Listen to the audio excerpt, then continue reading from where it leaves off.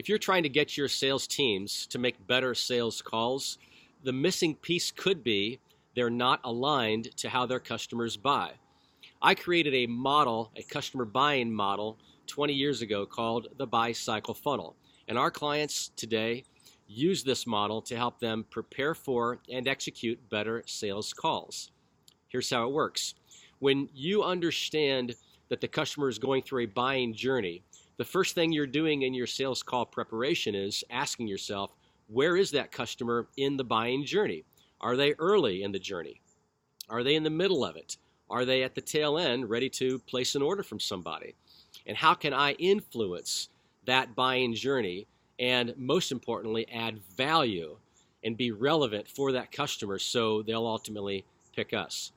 One of the things that selling to the customer's buying journey looks like is asking questions that we call stage questions, questions that are specific to where the customer might be. For example, if the customer is really early in their buying journey, then we want to be asking questions about the problem or the opportunity that they might be having, or the consequence of doing nothing about that problem or that opportunity.